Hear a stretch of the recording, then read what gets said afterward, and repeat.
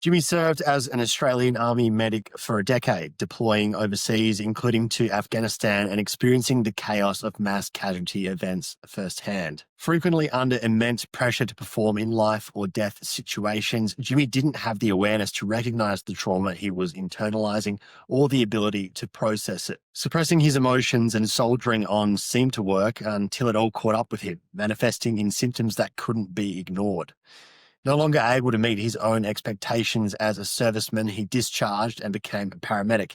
Then in 2021, Jimmy and his wife lost their baby boy, Luke, at birth, a tragedy that broke their hearts and left him numb. He reached a crossroads and made the choice to finally open up and lean on others for help, allowing him to grow into the husband and father he is today, a man worthy of his own respect. This is James Overall. Welcome to Young Blood, the volunteer video podcast dedicated to young men's mental health. I'm your host, Cal McPherson, and this is a platform for young men and their loved ones to share lived experience stories and show that no matter what you're going through, you're not alone. Suicide is the number one killer of young people, and changing that starts with speaking up. So let's do it.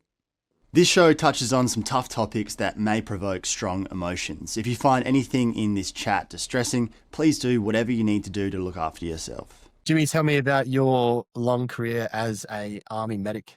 Yeah, so I joined the Army in 2009 as a young, enthusiastic 17-year-old. I joined and went straight into an era of recruitment where they were really training the young recruits to go into Afghanistan. I probably wasn't at the right maturity level yet for that. And I struggled through my my medical training. I guess I got back course and had to sit through some extra exams and such because I wasn't really there at a maturity level and a good understanding. But I had a really good support network of older medics and nurses who helped me guide through that process.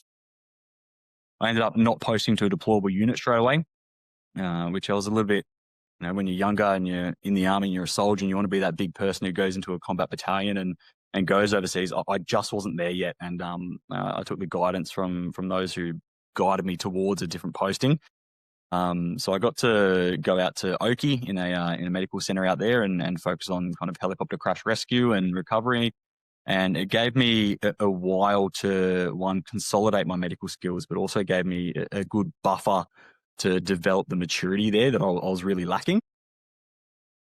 After I was at Oki, I posted to Townsville, to Seg Close Health Company up here, and I deployed to Papua New Guinea and a couple of little places, and then in 2015 deployed to Afghanistan during the Obama withdrawal as I was one of two medics in the location I was in there. Combat fighting there had very much finished. So the Australian contingent, I wasn't really involved in much combat, so to speak. But I was linked in with what they call the Role 3 Multi-Trauma Hospital, where I was involved in quite a few mass casualties there and quite a few aeromedical retrievals.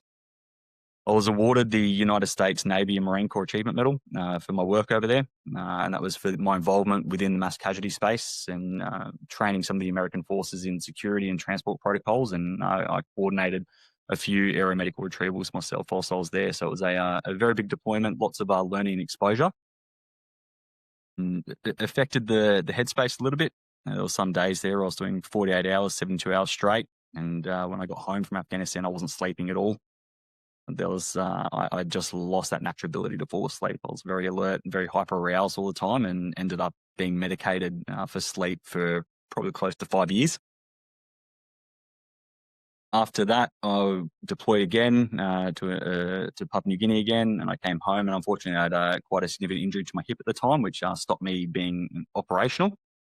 I moved into a training area within Defence for 2 years and was able to focus on some rehab and develop my love for training, and I got to a point where there was never an opportunity where I was going to be fit enough, healthy enough again to go back into a deploying space or be safe to be back around in a functional area as a medic. So I made the decision to discharge. So I discharged just after 9.5 years of being in Defence and went across to State Ambulance Service in the communications area, and then was with them in a triple O call centre and dispatching type area for a few years, and then needed to be out of that environment as well. I needed to take a step back from the clinical world and ended up bouncing between jobs for quite a long time.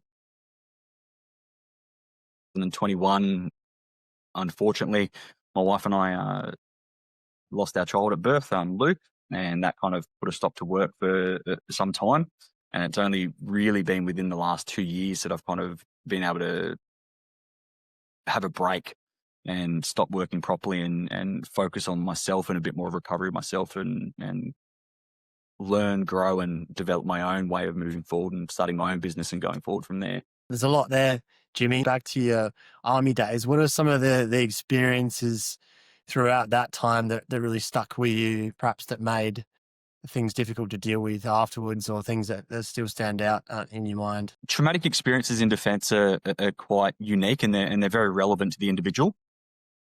My experiences through Afghanistan and through defence are vastly different if you were speak to medics who deployed, 5 years prior to me when, the peak of the combat fighting throughout Afghanistan. Have always been a little bit different in terms of my mentality, maturity, and being, now that I know and finally have a diagnosis of neurodivergent, I didn't really process the grey areas. Things were black and white to me.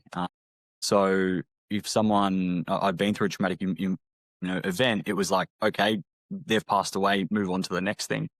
What I didn't understand is that a lot of the experiences of seeing someone pass away, or someone who has been hit by an IED, or, a child who's been unfortunately shot, I didn't process those emotions. I didn't understand them. I didn't know what I was meant to be feeling myself. So I didn't. I just internalized everything and moved forward. And it wasn't really until a lot of my time after defense where I did pause from being operational, and I had to take a break because I knew that I was becoming unhealthy. I was developing all these really maladaptive coping mechanisms. So I went, oh, there's some stuff here that I probably really need to start unpacking. But it's a hard space to be in so young and not having an understanding and not being mature of seeing, a deceased person for the first time.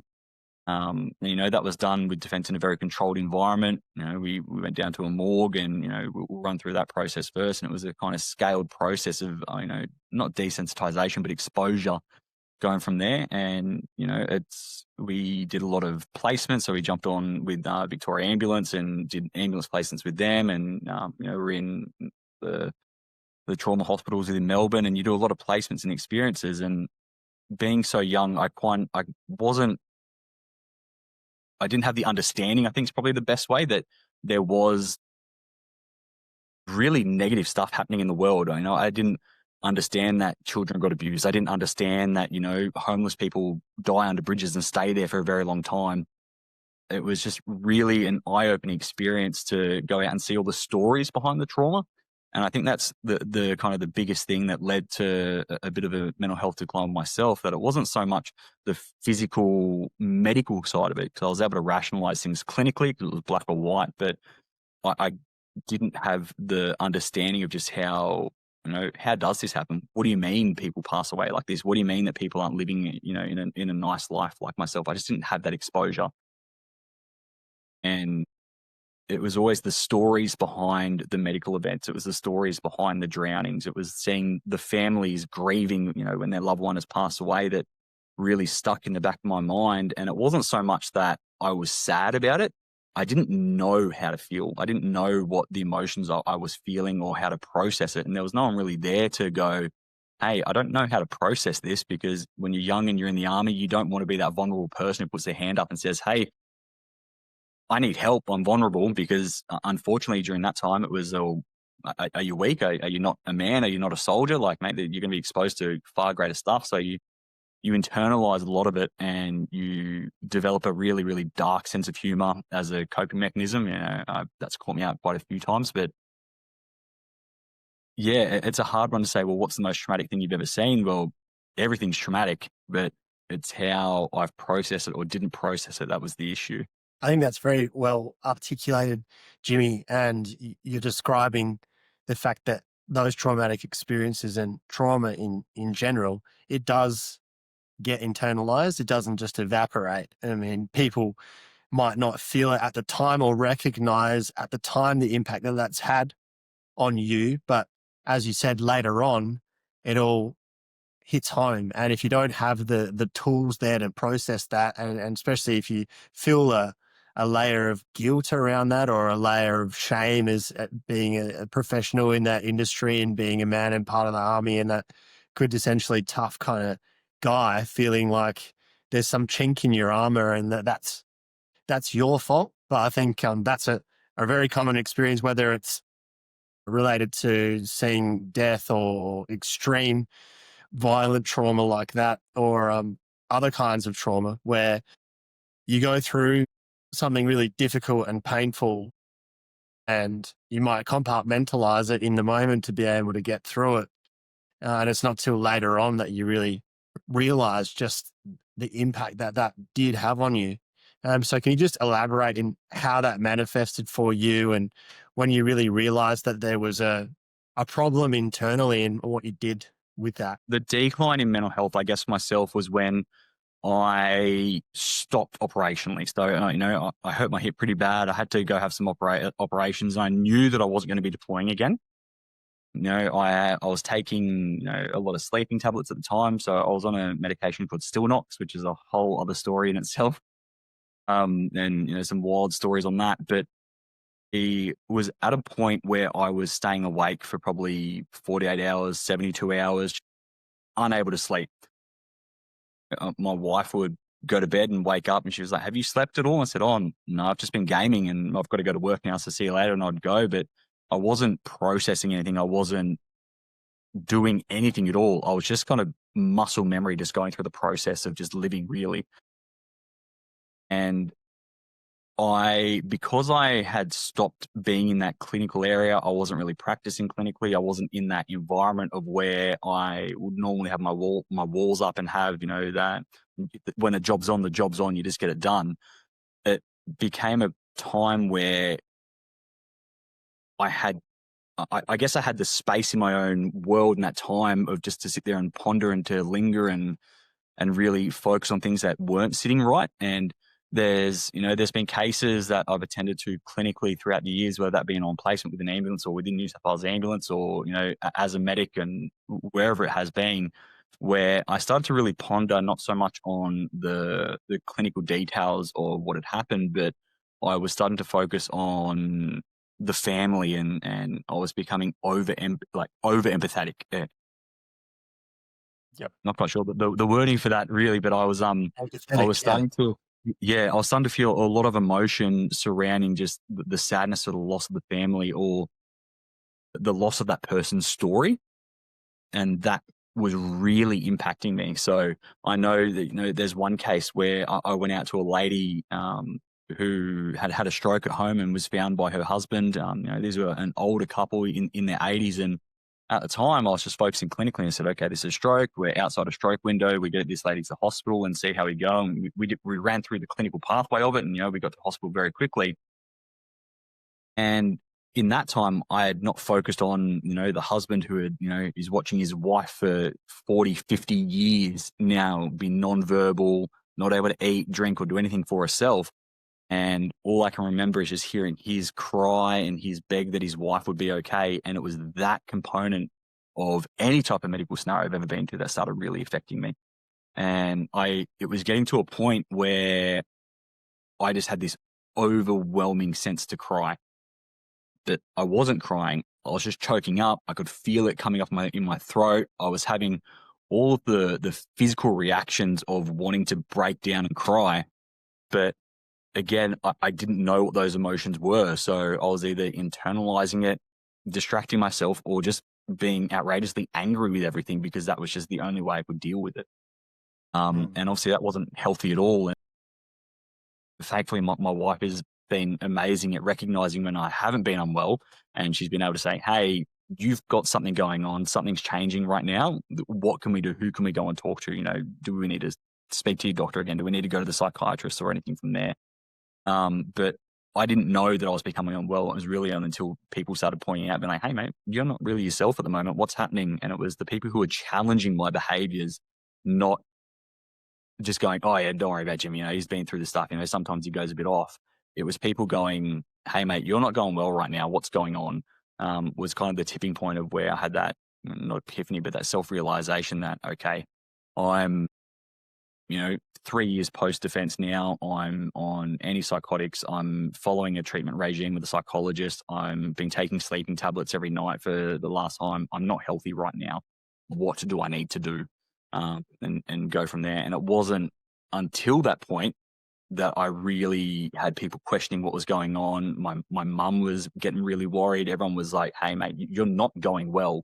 That I went, okay, I need to start accessing some services. And, thankfully, being a veteran, I had access to the veteran support services that I could go through. But it was really, I didn't have the understanding of it. I didn't know that I was going unwell. I couldn't process it. It was people challenging my behaviors and challenging what I was doing that made me kind of go, oh, okay, I need to do something now.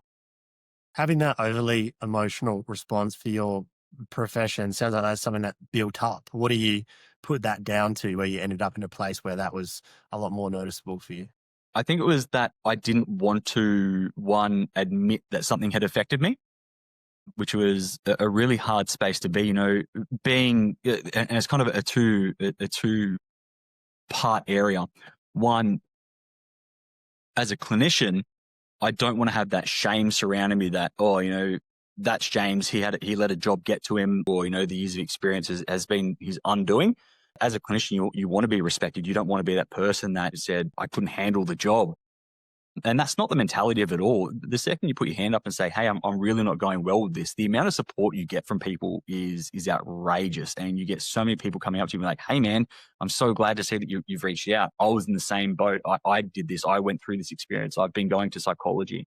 But it was a really hard step to, one, admit to my clinical cohort and, paramedics and nurses who I've worked with for so long that I wasn't okay, because I felt shame as a clinician that I couldn't do the job, or I'd let the job get to me. And that was a me problem, right? That was my own anxiety and my own processes and my own mind fighting against me to not allow me to confront that issue. And the other side of that is that I didn't want to be the man that fell apart. I had to be a man. I had to be that soldier. I had to be that identity that I created around myself, that I'm okay. Nothing's going to worry me, mate. I'm absolutely fine. I'm not going through anything at all because I'm strong. I'm the person. I'm the provider for my family. But I needed help. And it wasn't until that I had those people confronting my behaviors or questioning my mental health that I really had to turn around and be like, I'm not okay. And there's lots of people that aren't okay. Thank you for reaching out and telling me and being there. Because the second I turned around, or the second I started speaking about it or getting support, the amount of clinicians who came out and were like, man, I've been there, and let me help you go through this. The amount of guys that I've seen, on my own socials and when I've talked openly about mental health, I've talked about my deployment experiences. The guys who have come out and be like, hey man, thank you so much for talking about that. I was actually in the same boat, and that peer support has been so more valuable than, obviously psychology and psychiatrists and the clinical aspect absolutely has its place. But the peer support aspect of knowing that, one, I wasn't alone. It wasn't shameful for me to be talking about it, and that others had been through that experience and that it was okay to talk about it. It really aided my own chances of recovery and my own motivations to be like, okay, these are people I've been looking up to. These are my friends, my family that have been in these circumstances, and I need to do something so I can continue on being that person that I want to be for my family, and being that clinician who can be there for others. But I needed to look after myself. And it's such a bloody tough line of work that you're all in. So no surprises there that people could relate to you and had their own experiences. Given that that was the response, where do you think you got your modeling from prior to that, where you felt like being the clinician you had to be and being the man you had to be meant not feeling anything, not showing any emotions, shouldering the load come what may? Had you seen people that you looked up to behave like that as well? Where do you think you got that image of who you needed to be from? That was the mentality in defense. When you are in the army and when you are a soldier, there's an expectation that, you are a strong individual, and that, our role is to go out into combat environments. Our role is to, especially as a medic, to be there for people when, they're at their worst. And being a medic isn't just about, being in with an infantry or, going out into a combat environment and treating all these combat injuries. Being a medic or being a soldier is there for, when other guys are having mental health episodes, or, when people are having family structure breakdowns, or when there's other social factors or work factors kicking in, and you're providing those mental health supports to them. And at the basics of that, if you do put your hand up, especially in defense, and you say, hey, I'm not going well, there's implications to your career for that as well. Without going too outrageously in depth with Defence Force, but you get medically downgraded. You get isolated. You get a classification put against you that says that you can no longer handle firearms. You can no longer drive a truck. You can no longer drive a defense vehicle. You cannot do this. You cannot deploy. You can't go anywhere. And in some cases, if there is a risk to the individual, you have to be escorted around base. You can't be by yourself. And for some soldiers who unfortunately have been in that position, where they do express some suicidality, their unit and their team is responsible for ensuring their safety. So they're in a hospital, they're admitted involuntary, and then their one-on-one safety supervisor isn't a nurse, it isn't a paramedic, it's one of their soldiers in their own team sitting at their door making sure that they're safe. You can't confidentially go into a clinic and say, hey, I'm not going well, and then have to take a piece of paper back to your chain of command and say, hey, these are all my restrictions. And then that goes from your corporal to your sergeant then goes to your company sergeant major, and that goes to all of it. And, by within the first 24 hours, the whole chain of command's aware, and then all your mates are aware that you can't handle firearms, you can't be driving defense vehicles, and they put one to one together, and everyone knows that all of a sudden you've got a mental health issue. Yeah, that's tough. And I know there's similarities there with the police too, where symptoms of depression or being on SSRIs will mean you don't get recruited, and a difficult position to be in, isn't it? Because that's telling your soldiers and your defense force that you're better off stuffing it all down. And if you do have some of those very normal human emotions, considering the kind of work that you're in, then it'll be best for you to pretend like you don't.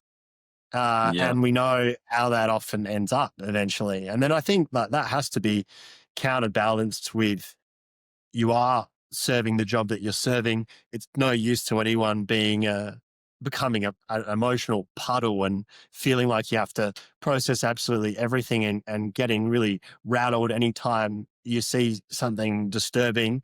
Of course, it makes sense why you compartmentalize, and when it's not appropriate, you don't have time to process. You need to move on. You have to act quickly. You can't get overwhelmed by emotions, especially in defense. And I think that's difficult for civilians to understand, the level to which you need to be able to do that. But on the other side, you're a human being too. And that's not going to go away, and you don't want that to go away, your humanity. So outside of defense in normal society and people experiencing those symptoms, we know an important part of actually looking after yourself and therefore being a more capable human being is being able to share that and admit that to yourself and work on processing that. And that actually allows you to be a healthier person who can continue on working, continue on serving. But then if you've got a situation with your line of work where doing that is actively going to work against you achieving what you want to do in your career, and saying that actually being a healthy person, processing the shit that you're going through in the way that you need to, is not something that you're really allowed to do here, well, that's going to butt heads in. And I think that's sounds like a big reason why it's so difficult for so many people, especially once they come off that hammer and then come back home, or they discharge and they try to come back to normal life. And then it all rushes in because you stuffed it down for so long because that's what you were told you had to do, but it doesn't just disappear. It's all there. It's a moral conflict as well, right? Like, being a medic and working in the medical centers, or being a paramedic and working around people who are vulnerable and who do need help, when inside that you're not going okay yourself. But, I'm seeing soldiers who are coming through and they're going, hey, I've just broken up my partner. I'm really not going well. I'm separated from my family. I'm isolated. And you're like, hey, man, I'm really sorry that's happening to you. Thank you so much for coming in and letting us know. Let us help you out. Let's link you with the right supports, man. You've done such a great job coming in. Like, I really appreciate that. And I mean that wholeheartedly, that when the guys and the girls did present and said, hey, I'm not going well, inside I'm like, perfect. Thank you guys so much for coming in. It's so great that you're here. because I want to help you. But then I'm being a hypocrite to myself because I'm like, there's no way I'm putting my hand up and saying, hey, I'm not going well right now. So it was kind of I was being a hypocrite, and it was a really moral and ethical dilemma within inside myself as well, that I was kind of like, being a smoker and telling someone not to smoke because it's unhealthy, and then going out the back and having a diary. Like, it was a really, really hard spot to be in. Great that you can paint that picture so people understand the conundrum there, and it's such a tough spot for people to be in, because obviously their career's the priority, and they want to, more than anything, be seen as capable among their fellow colleagues, and they don't want to be marked as someone who can't hack it.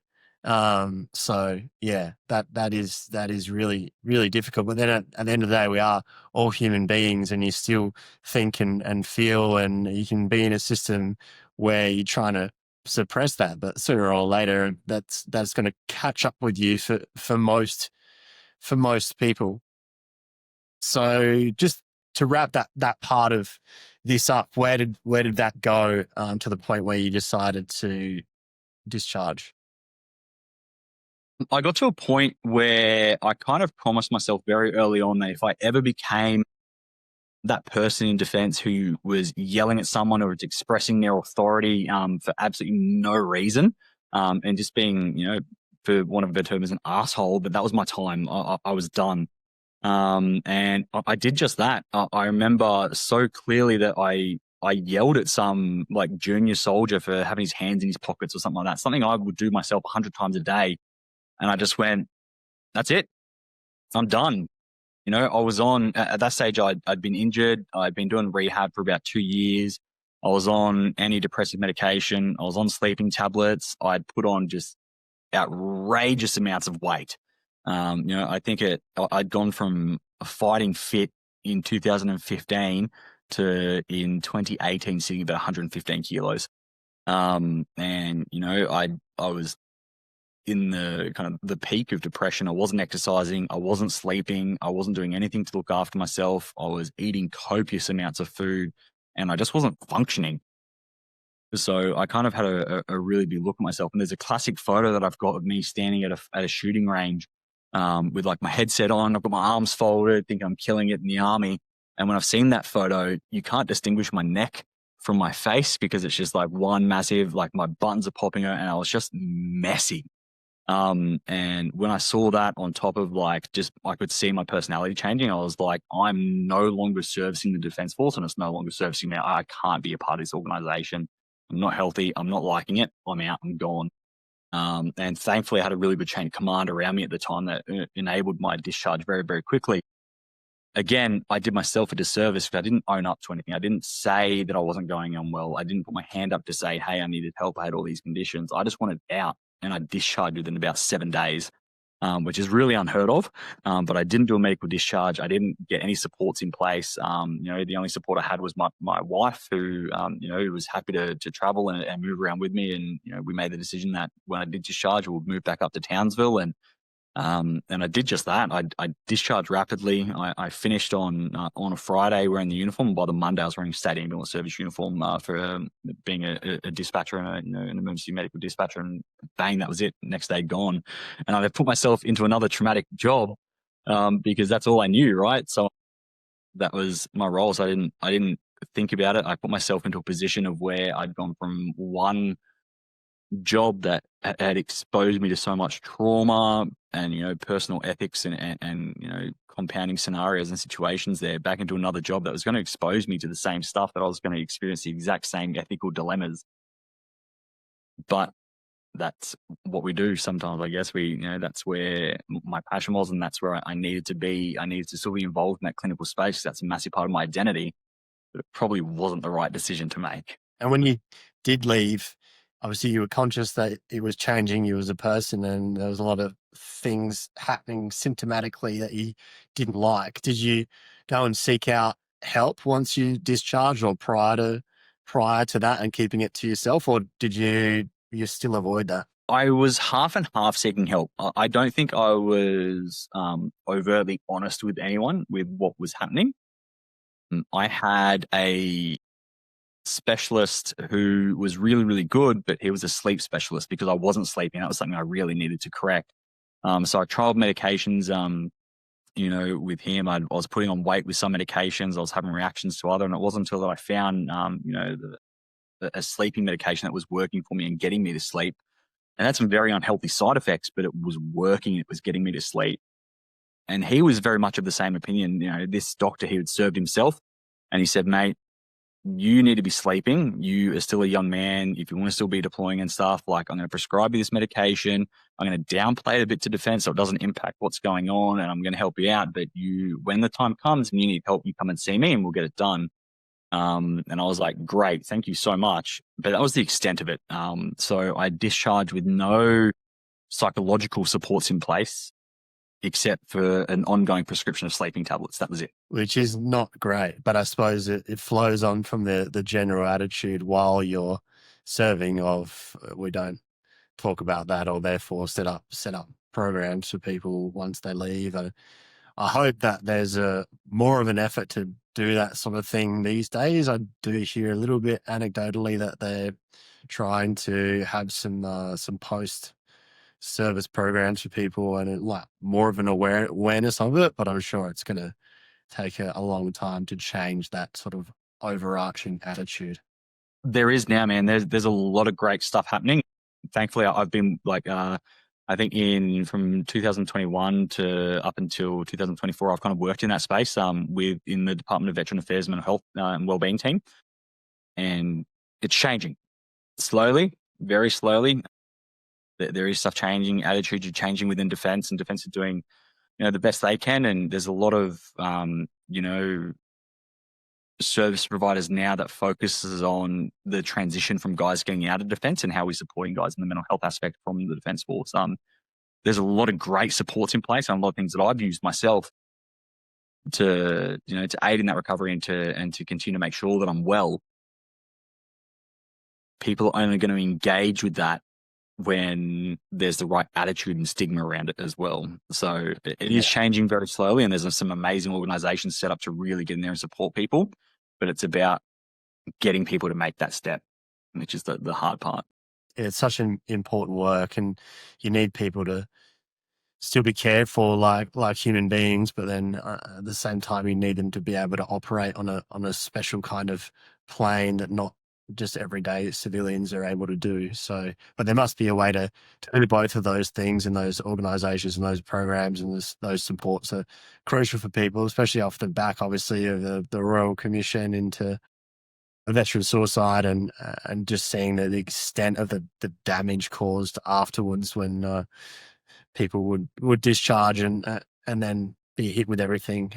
Just obviously something needed to change there. So it's good that there's some progress being made, but I think it's probably like broader society in that there's a lot more talk about it now, and there's more action as well. But there's a long way to go. And then there's also that air of, is this tokenistic or is it real? And I guess you need that buy-in from everyone, and it's a big ask, but the only way to do it is to work towards it, and sort of one thing at a time.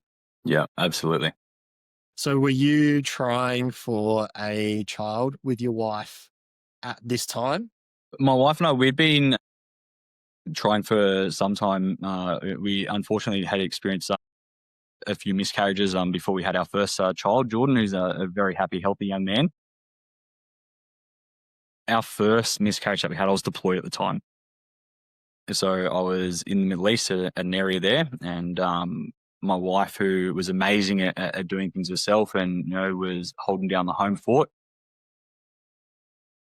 woke me up one morning, unfortunately, with the news that she was having a miscarriage at past that 12-week safe point anyway. And it was only due to having some really good rapport with the guys that I was overseas with that I was able to get on a plane that morning and come back home.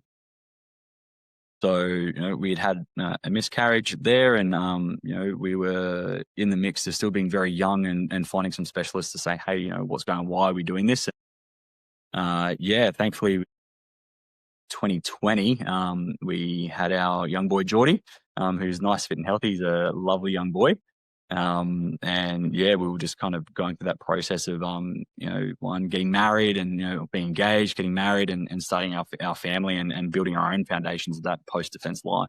We fell pregnant again under the care of our amazing obstetrician, who we've later named our daughter after. And we were excited. We're having another little baby boy, Luke. And we found out, unfortunately, that Luke had a terminal diagnosis. We found out quite later on again in the pregnancy, and on the 16th of July, Luke passed away, and he was born sleeping on the 19th of July, which is a really, really hard time, really rough. I'm sure it must be really difficult to talk about, but could you just take us through the time leading up to that and then going through that with your wife and what it was like to endure that? Yeah, it's a really hard spot to be in. There is no story of pregnancy loss or infant loss that has any silver lining to it at all. And I speak about, for me personally, it was a really difficult place to be in to try and emotionally process it, because I understood clinically and from my clinical background that these things happen. And I was able to somewhat accept what was going to happen. But the shock of knowing that, your child had a terminal diagnosis and, there was really nothing we could do, and it was just a process that we had to go through, was just emotionally numbing. I'd started a new job at that time as well. So I'd kind of left my first time working in the private sector. So I had no leave, nothing lined up at all. We were a young family again with our young boys trying to make it work. And it hits pause on life. It stops absolutely everything, because you were just waiting for the worst outcome ever imaginable to happen. And it's really, really hard to, one, be working during that time, because you still have to have an income. You still have to put a brave face on and go to work, but then, you're ducking out for specialist appointments, and then you're coming home and, you're making sure that we had a young one running around at the time. We're trying to make that a positive experience and, and live in the moment for him. But there's just a really heavy, dark cloud of emotion sitting there across everything. And you just, you can't process anything when someone tells you that.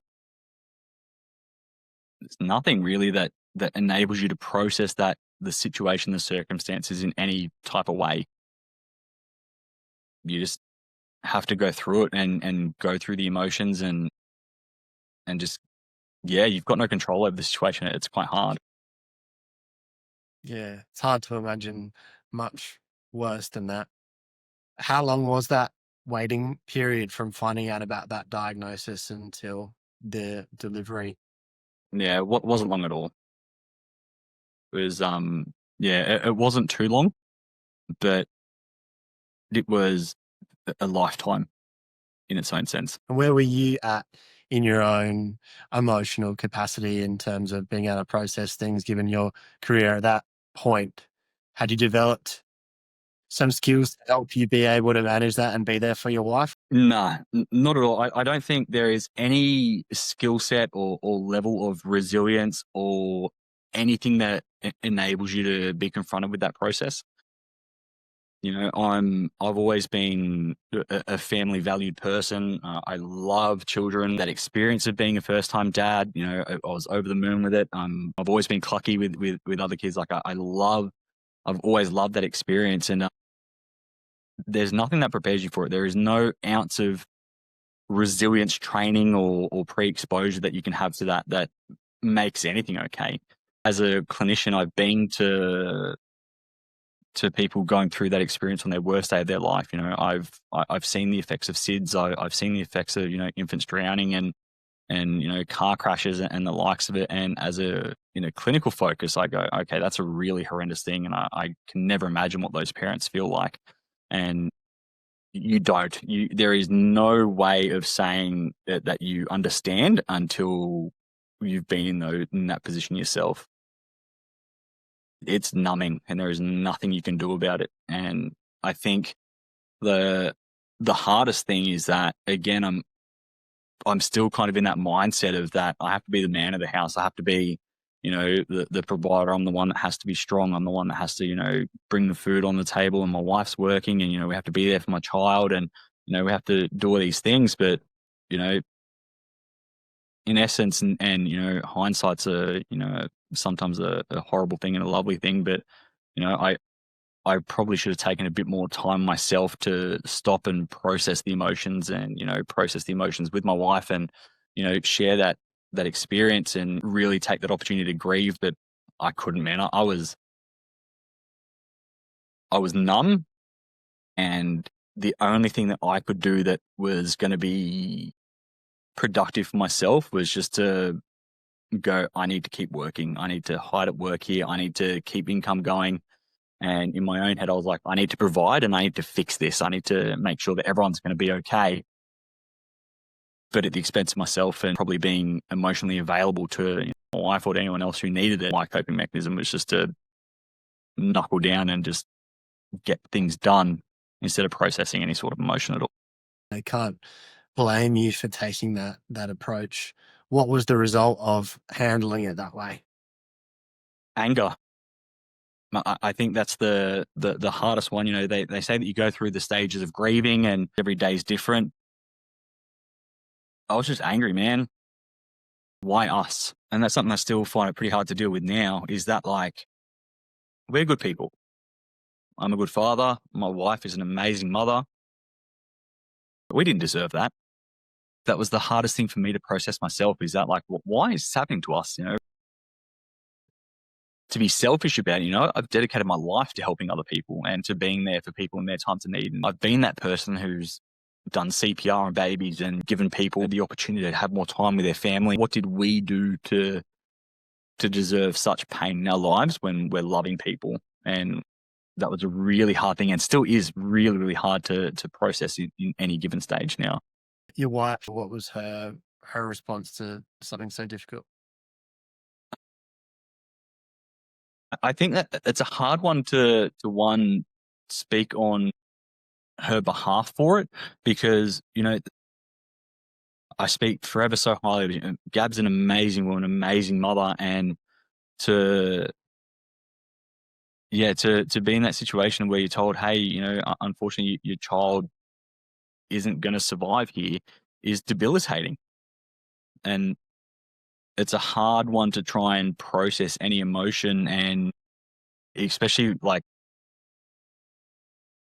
you're grieving as individuals, you're grieving as parents, you're grieving on all sorts. And then it's a hard one, because I personally probably wasn't emotionally available to anyone. And I always feel guilty for that, I there emotionally for my wife and for those who need? Probably not. But again, no one prepares you for that coping mechanism. No one prepares you for how you're going to handle it, how you're going to be there, what your own processes are. I think it's just a really difficult space for anyone to be in. You felt like you had to shut down everything to be able to cope. Yeah.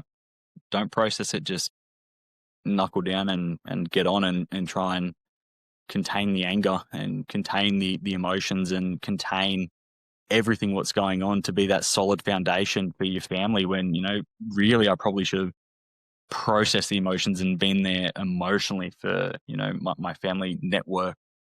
But I couldn't, man. I had to survive in a way that my body was allowing me to, and my mind was allowing me to, and that was to focus on trying to be the fixer. How do I fix this? How do I make this better? How do I keep doing this? But, in the long term, that wasn't, again, hindsight's one thing. It wasn't not the right thing to do, but it probably wasn't the best course of action of what I need to do. It's a very hard way to find that balance. I think men in particular generally can relate to that. Most of us would say that we're fixers or we want solutions. Yeah, if you to generalize, you give men a problem, we want to come up with a solution, or how can we fix it? Give me the practical steps that I can take to solve this. And so when you come up against things in life where it's an unfixable problem or it can't be solved in that practical sort of way, I think that's when we can feel the most lost or the most useless or the most like we're failing in some way, because we're supposed to be the one that can make it all right. And in so many ways we can do that, but not in every way. And there's some things that happen, some misfortunes that happen that aren't in your control, and we desperately want to control them. And it's just such a tough thing to try to rationalize and to not feel like you're failing in some capacity or somehow it's your fault that this is happening. I think I had every emotion and question under the sun. Every minute of every day was different. It's even a hard one now to even try and go back and go, well, what was I thinking? What was I processing? Because it's such a traumatic experience that there's a lot of it that I can't remember what I was doing at work that time. I can't remember, what I had for dinner those days. Just blank. You're just numb going through the motions of it. With that autopilot, but that's part of that coping mechanism. Like you're switching off because it's too painful and distressing to be present in. 100%. What about being a dad to Geordie at that time? Like, was he old enough where you needed to try to explain it to him? How did you guys manage to perform and be parents while you're going through such a stressful time yourself? Yeah, look, he wasn't. He was young, and he wasn't probably at a time or a place of where he understood what was going on. But we made sure that it's a hard balance, man. That you got to protect your child, man. You got to make sure that they're going to be okay and not exposed to a traumatic environment. But at the same time, that's his family as well. And we owe him the respect of being able to have an understanding of what's going on. And at the time, did he understand what was going on? Probably not. But is he very acutely aware that he has a baby brother? Yeah, absolutely. And now, does he speak about Luke? Yeah, for sure. And he's able to articulate that. And we've done well for Geordie at the time that now it's a positive experience in some way that we can actively talk about it and talk about the processes and, remove the trauma aspect for it. You're a parent, like you have to put that smile on your face, you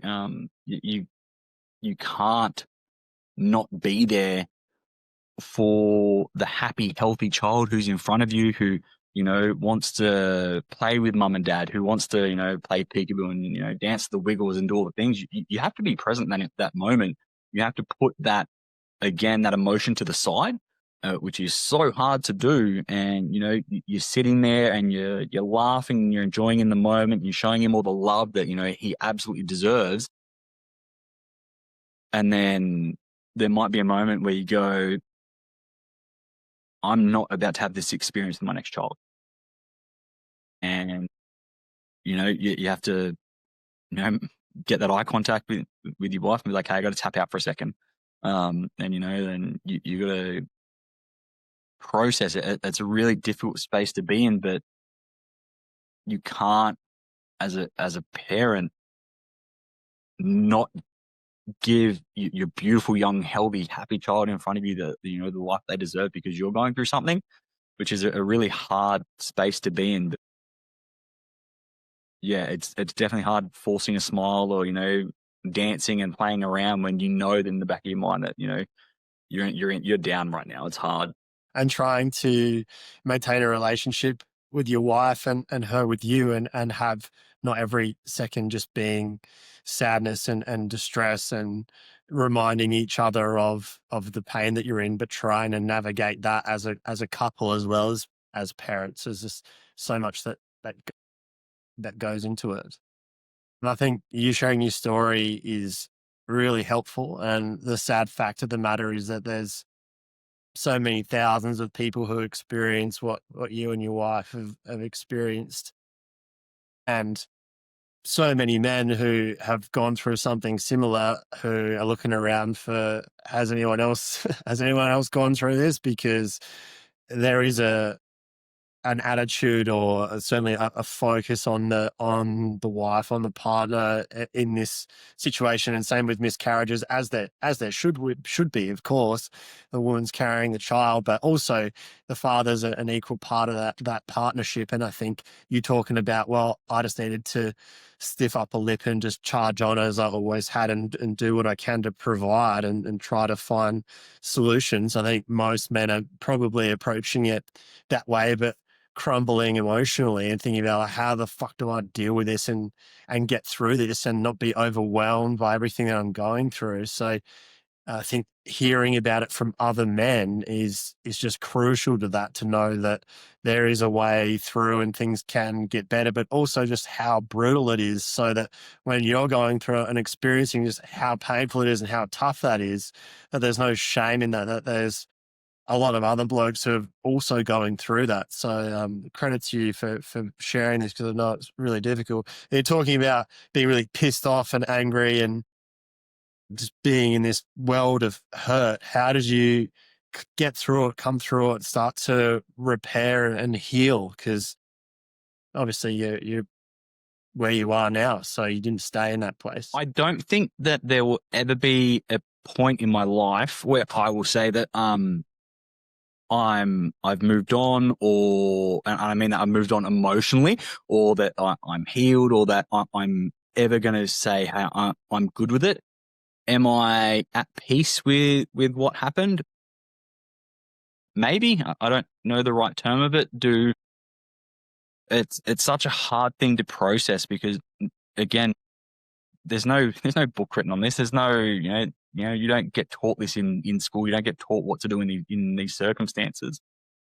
You have to find where you find peace in what happened. I think it's the biggest thing. We have some really beautiful traditions of what we now do. We celebrate Luke's birthday. We release butterflies, to remember, and we surround ourselves in people who were there during that time with us and supported us through that time, because that's what keeps Luke's memory alive for us, right? It's saying his name out loud. It's not hiding or carrying away for it, or not showing that shame of what's happened, but it's about, one, we acknowledge what happened was horrendous, and it was, I would never wish it upon anyone at all.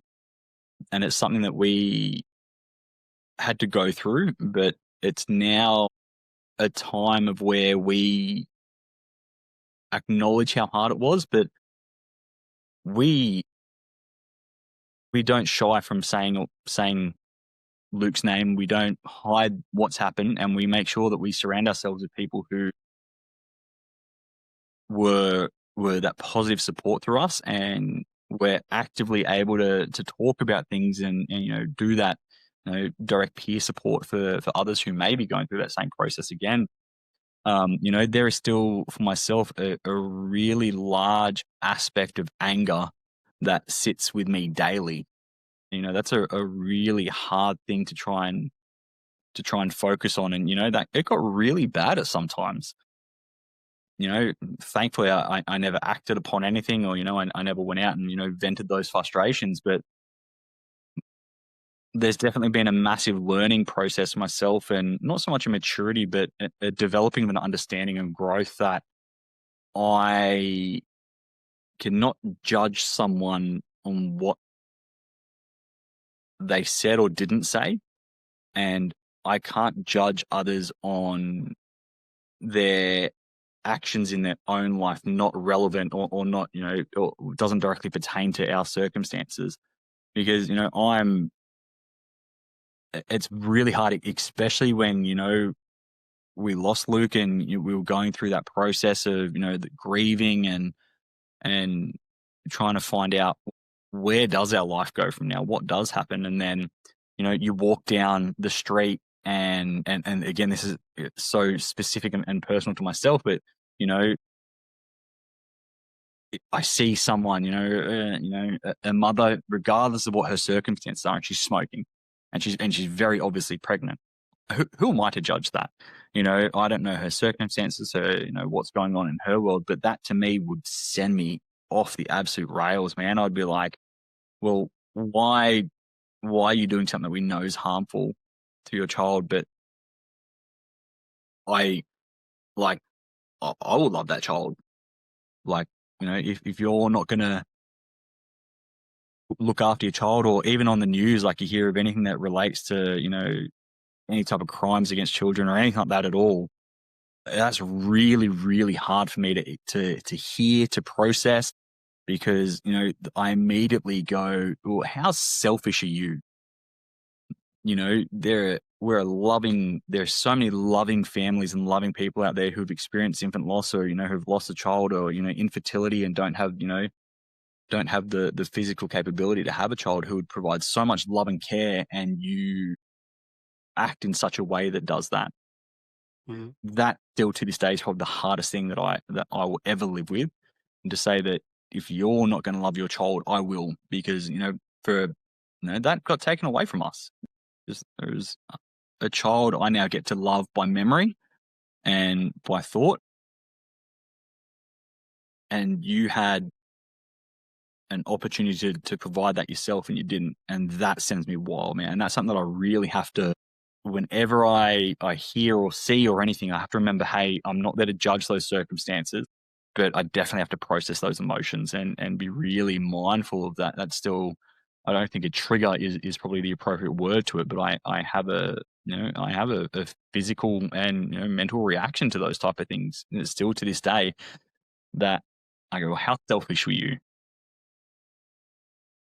I didn't get the opportunity to take one of my babies home, and like, man, it's hard.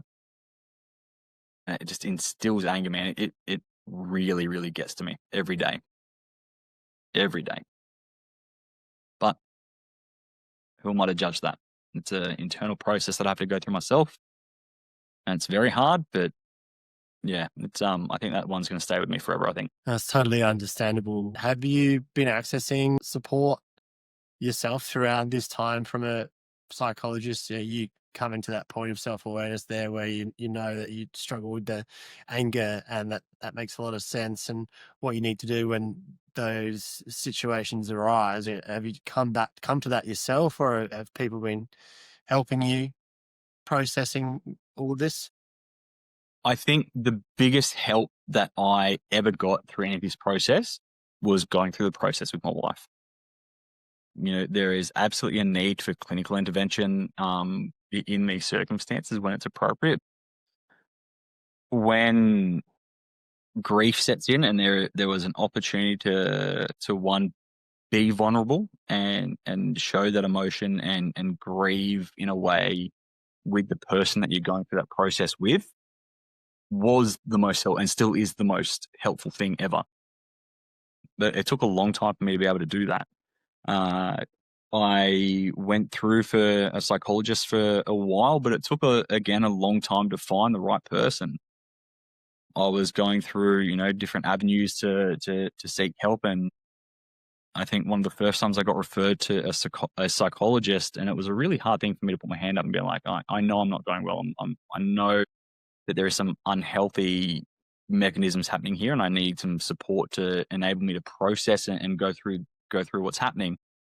And I drove probably about half an hour out to this place that I'd been referred to. I didn't look at it on Google. I didn't do any background, because I knew if I did that, I was going to cut it away. The second I saw one little inch of thing I didn't like, I would give myself an excuse to not go. And when I got out there, it was specifically a drug and alcohol rehabilitation service for those who were just left Department of Corrections. And I just went, what? I'm not in this criteria. What do you mean? Like, no, I'm definitely not going in here. I left. I turned around and left, and I was so angry at that. And I was like, that's not me. Like, why am I being put in the same boat there?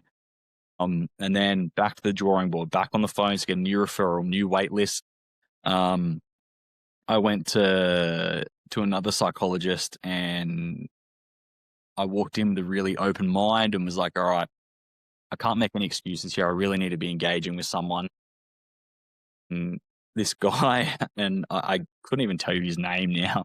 He looked at my paperwork and he was like, oh, yep, you've lost a child. That's very sad. All right, here's what we're going to do with you. And then spoke at me for 40 minutes about all these this cognitive behavioral therapy and intellectual behavior therapy and EMDR, and just ran through like every process under the sun. I didn't tell him one thing about myself. I literally sat there and I faked a phone call in my pocket and was like, oh, hey, work, sorry, man, I got to go, see ya. And he's like, oh, yeah, great, we'll book you in another appointment. I was like, yeah, I'll call you. And bailed. And I was like, right, well, that's 2 times I've sought help now and it's not going so well. Yeah. And when that happens, it betrays your trust too, because you're putting yourself out there, and it takes it's a massive deal for you to be vulnerable like that and go through all the steps that you have to go through to get to that appointment, and then go there and then have it not go the way that you want it, or you don't get the respect or the time or space that you need, and you do feel betrayed by it. And the tendency is to go, well, this is fucked. Like, I'm not doing this again, because it makes you feel humiliated, or it's just like, these people don't get it. They're not going to be any help. And I had a similar experience after I lost my mate to suicide, where the first psychologist I went to see about that, on the second session, just after I'd opened up and burst into tears and let it all out, he was saying how our nation is a proven fact, and did I know that my mate had already come back as something else? And I was like, what the fuck are you talking about? And so I had that kind of rough pull experience as well, where you just, unfortunately, you went to see someone who wasn't very good, or certainly didn't suit you. Or in my case, I don't think anyone would say that that's appropriate, but that feeling of like, that's not how that's supposed to be. And so for years, I didn't go and see another one. And then eventually I did find one that suited me, and it was really helpful. And I like having that contact. And I think that's why it's worthwhile trying again. And it takes an average of 4 different psychologists or counselors or clinicians before you actually find one that you have that rapport with. But that's a lot to go through. If you're going to be getting a mental health plan, going and seeing someone else, that didn't work, go find someone else.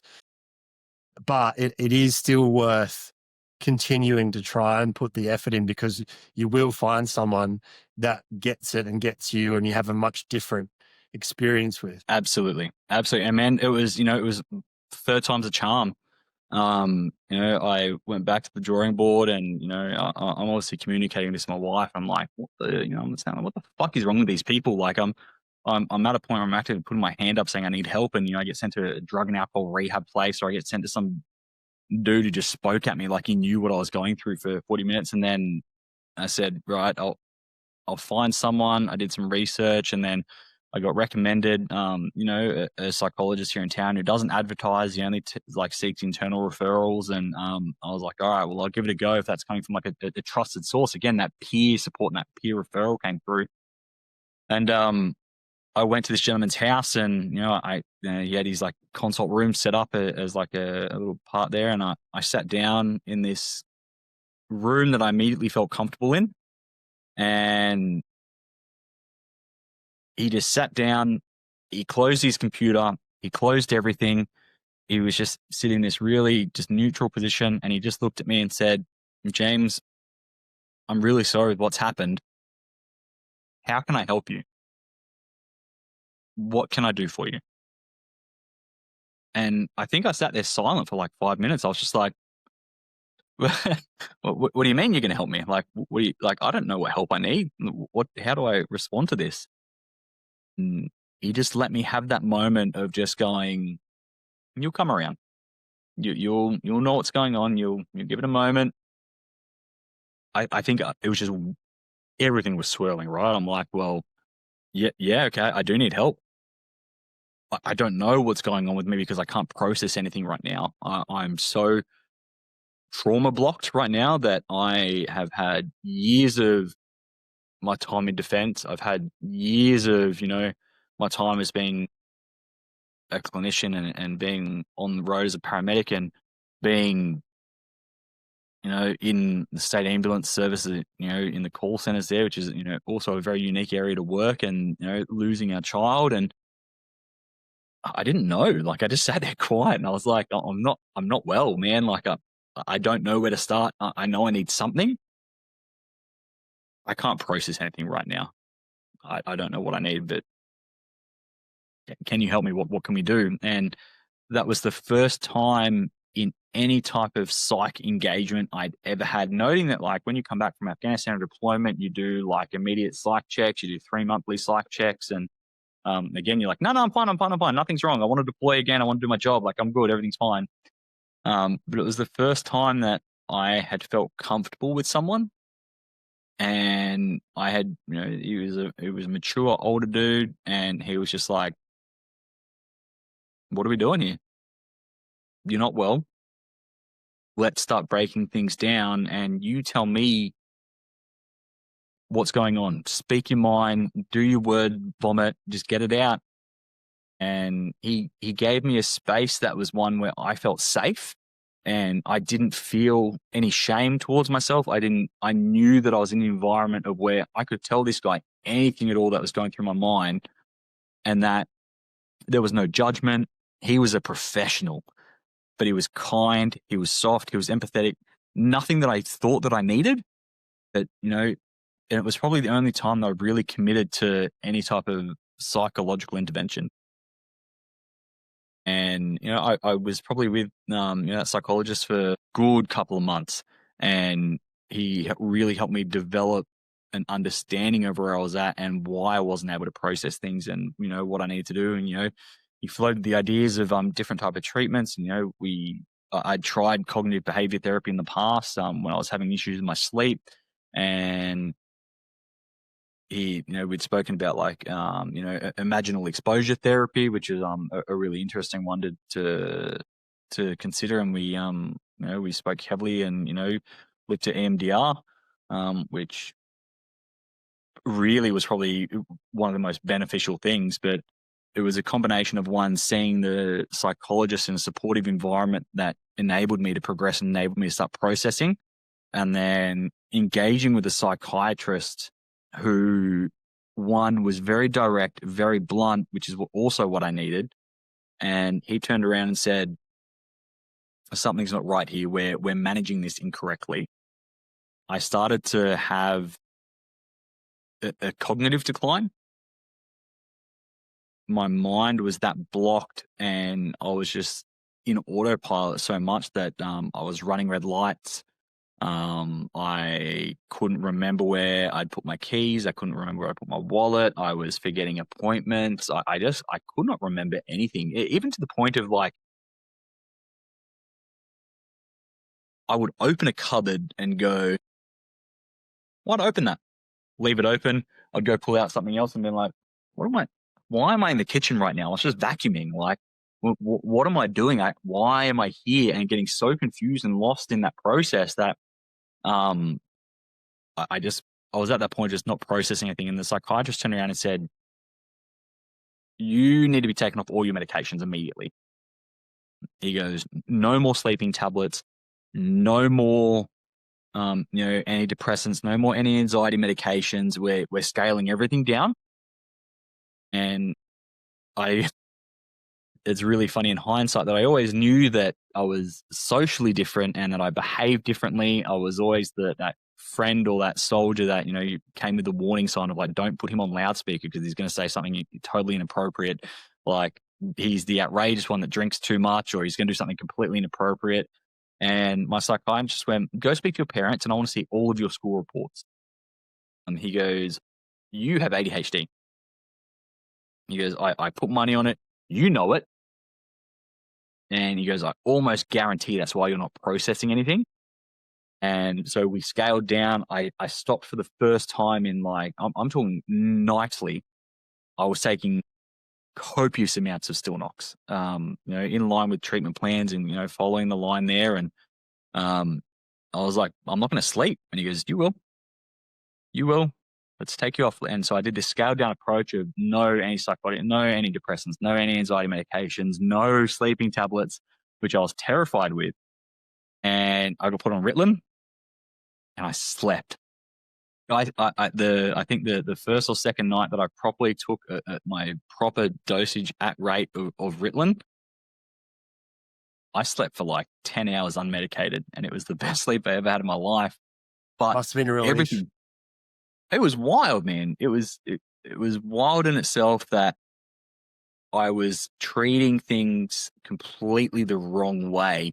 I was sedating, and I was really not utilizing my headspace of where I needed to. And then all of a sudden I'm being treated with a stimulant, and I'm like, this is going to send me over the edge. Like, I'm going to explode. No, I slept for the first time. My headspace was quiet. And that's such a funny thing to try and explain to people, is that, you're taking a stimulant, but I heard silence for the first time in my head. I didn't have the anxiety going, hey, that person over there is looking at you funny. Hey, there's someone following you at the moment. Everything worked. My brain worked. My handwriting changed, and I could process things. That's amazing. Well, I guess that shows that you do have ADHD, because if you've got a brain, right. if you've got a brain that works differently, and then you take the stimulant, then you have the effect that you've just described. I mean, if you don't have ADHD and then you take an amphetamine, it's going to be the opposite, right? But that just goes to show so many adults finding out later in life that they do have that, or they're neurodivergent in some way, and that the way they've been approaching life has been square pegging around the whole time. And once they make those adjustments, it can be a life-changing fix. So are you just on ADHD medication now? Man, that's it. Yeah, I started taking Ritalin, I think now, probably my second or third, probably second year now. And my ability to process and understand things now in my own mind is 1,000 times better than what it ever was. Do I still have aspects of, mentally blocking things out or emotionally blocking things out? Yeah, absolutely. It's probably, a part of who I am as a person that, there's some things I don't want to deal with, so I avoid them. But the clarity that I got from one being medicated from the diagnosis, and then enabled me to completely remove every aspect that was numbing me, every aspect that was stopping me from processing emotions or from feeling anxiety or from, not being able to sleep, to then bring it down to a single medication that I wouldn't say has fixed anything, because, I didn't need to be fixed. I needed my brain to work properly, or to be supported, but I can function. And it's such a bizarre thing to say, is that, like, if I go now, they say Ritalin, being an amphetamine, is one of the most addictive medications that you can ever take. And, there's a big risk of, addiction. It's the number one medication that I forget to take. I take my dosage in the morning, and then come around lunchtime, 1 o'clock, I'll be sitting on the couch. I'll start yawning and be like, oh man, I'm tired. I mustn't have slept well last night. And, all it takes my wife to go, taking medication? Have you taken your Ritalin this afternoon? I'm like, oh no, I haven't. And again, that's because it's wearing off and I'm forgetful again. And, I can get in there, I can take the medication, but I can function. Like, I can remember things. I'm coordinated again. But I can understand now why I wasn't able to process emotions, why I was so black and white, why I didn't feel things, and why I was able to just analyze of just going, nah, that's a traumatic thing. I'm not dealing with that, because I didn't have the capacity to. My brain wasn't wired that way. A perfect storm, really, with what you chose for a career, and then the misfortunes that came into your path, and then coupled with that condition. Yeah, it's good that nothing, I mean, of course, losing a child was terrible, but it's good that you didn't do anything really destructive yourself, personally, to yourself or anyone else, before that was worked out. Yeah. And now that I look back on it, I find it that some humor in having the diagnosis, that I struggle to you give me a basic task of like making kids lunches in the morning, right? And, you give me a basic task of saying, hey, got to make a lunch. I'll sit there and be like, well, what do you mean I got to do that? Like, I got to cut the bananas this way and like hyper focus on it. You put me in an emergency situation right now, and I'll tell you the ins and outs and perform to an absolute peak capability because my brain is able to process that. And that, I've got dopamine, I've got everything happening at once, and I can go, all right, I'm good to go. This is exactly what we're doing. You take me out of that position and go, all right, man, go shopping for groceries. And I'm like, okay, well, so we got to plan this now. We're going to have a really good chat about how exactly we're going to get to the shops and what we're going to do there because I need step-by-step instructions. But, it's a funny space to be in now. Yeah. So you can be confident you're in the right line of work in that case. So, Jim, from chatting to you, like you've been through a massive amount in your some really cool experiences, a very fulfilling career in lots of ways. You've got a lot in your life. You've got a wife that you love who loves you. You've got kids that you love. There's so much to be positive about. And then there's also the struggles that you've been through. Where are you at now? Are you happy, personally content? Or how do you feel when you wake up in the morning, when you go to bed? Right now, I'm probably in the best headspace and physical well-being and mental well-being that I have probably ever been in for a very, very long time. I am so thankful at the end of last year, I had the opportunity to stop working completely. And I focused on the end of last year of fixing everything. So I had my hip operated on. I had the gastric sleeve in October, which I taught quite big amounts. I ended up losing in total 60 kilos, and it's actually my 1-year anniversary of my sleeve tomorrow. And, I had a bit of a back injury there and some other little medical complications. So I lost a significant amount of weight, and I've now put it back on. And I am now in a position of where my body is healthy. I'm sleeping.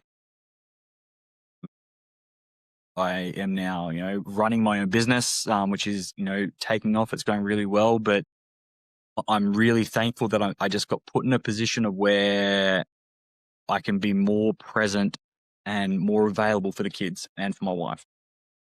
We're in a position now of going, well, neither of us are on shift work. We have a weekend together. What are we going to do for the kids? What time we're going to spend together. And, I know that in an hour from now, I'm going to be in a car and I'm going to be picking up Joy from school, and, I'm going to be picking up my daughter from school.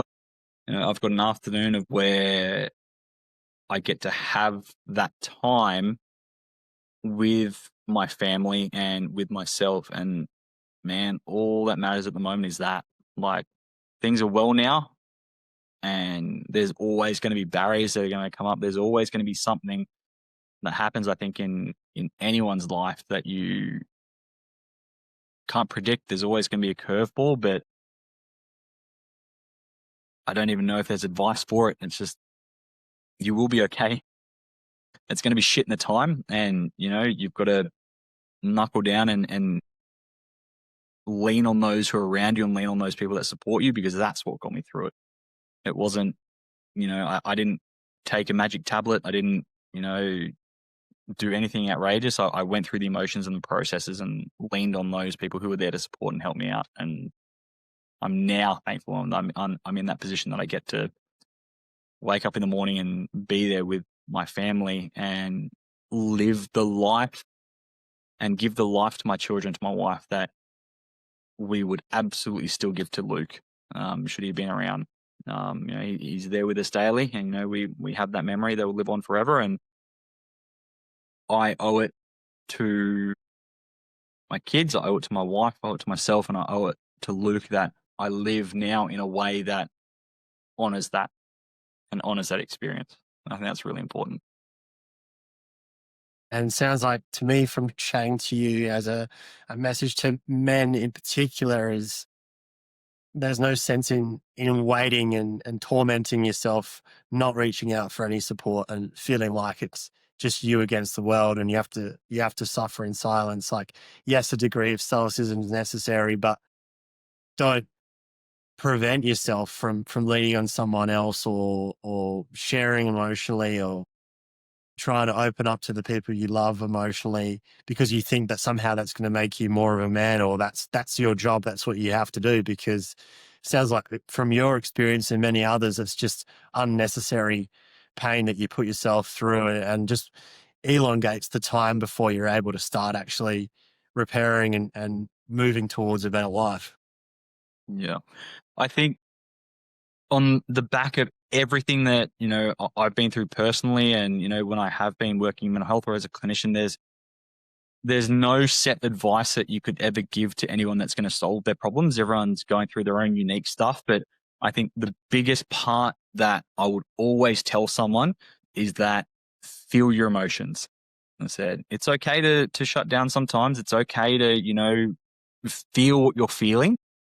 And I said, but if that means that you need to go out the back and scream, you need to grab a pillow and cry into the pillow and get those emotions out, I should have done that. And that, if I had that advice myself, or I'd taken that on board to go, hey, feel the emotions, don't shut down, and lean on those people who are there going through that process with you, or who are in those experiences or have similar experiences, lean on them, because people are there to help you and people love you. Feel your emotions, work through it. And there will become a time of where you will be okay. Pain stays there for a long time, but there is a time where things don't necessarily get better, but you can live your life and move forward without becoming a burden on yourself. I think it's a hard one to say.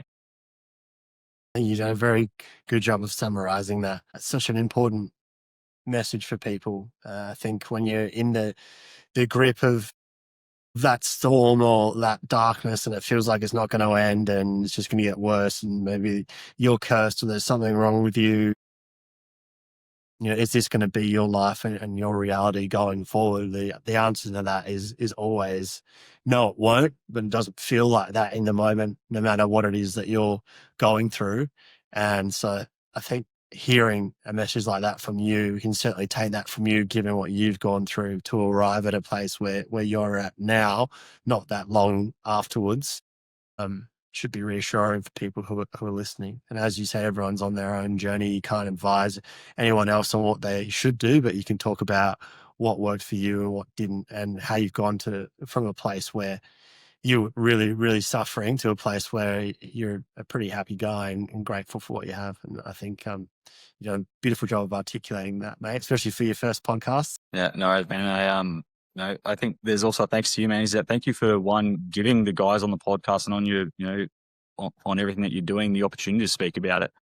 I think as men, there's such a massive stigma of saying, hey, you can't talk about this. We don't feel emotions and we're manly men and, stuff. But mate, you're providing that platform of where guys are now feeling comfortable to say, hey, I wasn't okay,